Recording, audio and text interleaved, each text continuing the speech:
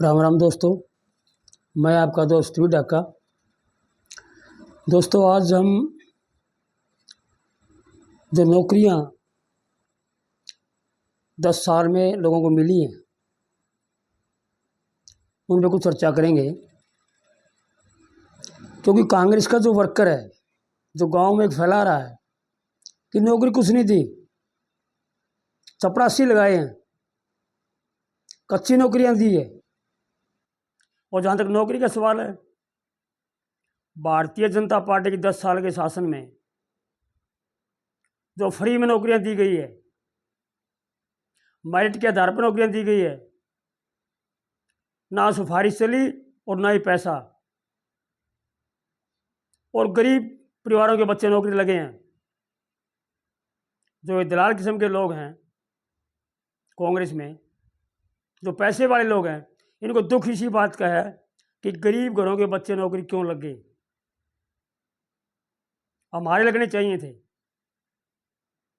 लेकिन भारतीय जनता पार्टी सरकार ने गरीब बच्चों को नौकरियां दी और मेरिट के आधार पर नौकरियां दी। और अभी एक प्रचार कर रहे हैं लोग कि नौकरियां जो दी गई है वो चपरासी की नौकरी दी गई है, पीएन की नौकरी दी गई है। कोई बड़ी नौकरी नहीं है, पक्की नौकरी नहीं है। मैं उन लोगों को बताना चाहता हूं कि नौकरियां पक्की भी दी गई हैं, बड़ी भी दी गई हैं। अब लगभग 20,650 पुलिस में भर्ती की गई है, जिसमें कांस्टेबल भी है, सब इंस्पेक्टर है, कमांडो भी है। ये कच्ची नौकरियां हैं क्या? ये सब पक्की नौकरियां हैं, और ये सब के सब फ्री में लगे हैं, ना पर्ची चली ना खर्ची चली। उसके अलावा कलरक भी लगे हैं, लगभग 9,000 के करीब, और 32,700 के लगभग ग्रुप डी में। वो भी सब पक्की नौकरियां हैं, कच्ची नहीं है वो भी।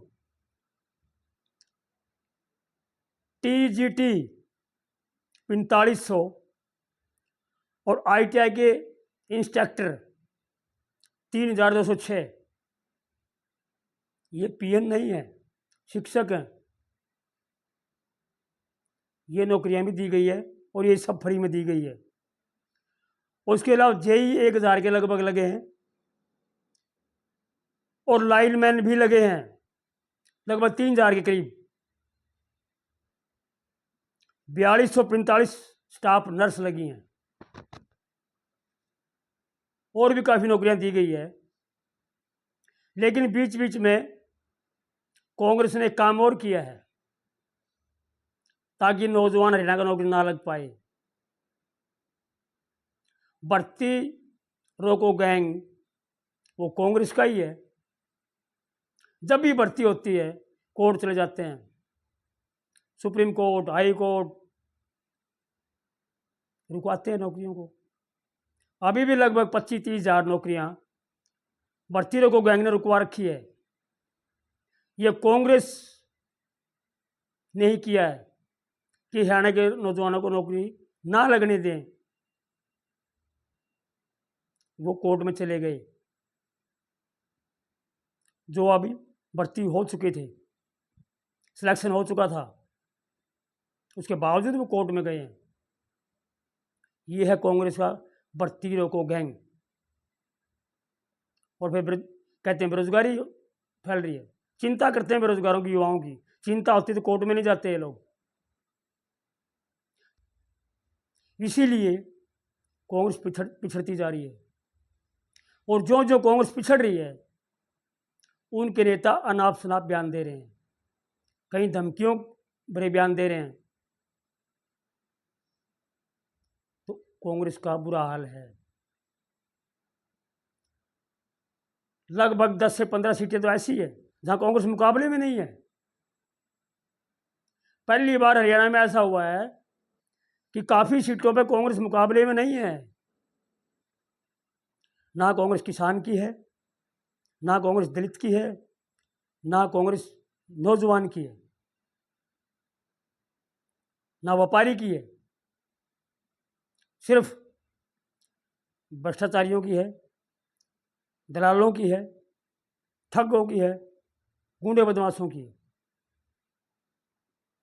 इसलिए कांग्रेस पिछड़ चुकी है और हरियाणा की जनता इसको समझ चुकी है।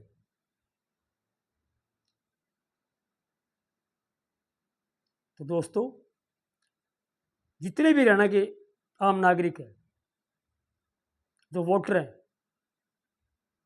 वो इन चीज़ों को समझें कि हमने सरकार दलालों की बनानी है या दलालों को ख़त्म करने वालों की बनानी है, यही बात सोचनी है। दलाल कुर्सी पे बैठे या दलालों को मिटाने वाले कुर्सी पे बैठे, नौकरी देने वाले कुर्सी पे बैठे या नौकरी को रोक के कोर्ट में जाने वालों के साथ बैठे। किसानों को मदद करने वाले कुर्सी बैठे या किसानों की ज़मीन खोसने वाले और 2, 5, 7, 10 रुपये मुआवजा देने वाले कुर्सी पर बैठे। ये फैसला जनता को करना है और जनता समझ रही है और कुछ और शाने होने की ज़रूरत है और समझदार होने की ज़रूरत है। राम राम दोस्तों।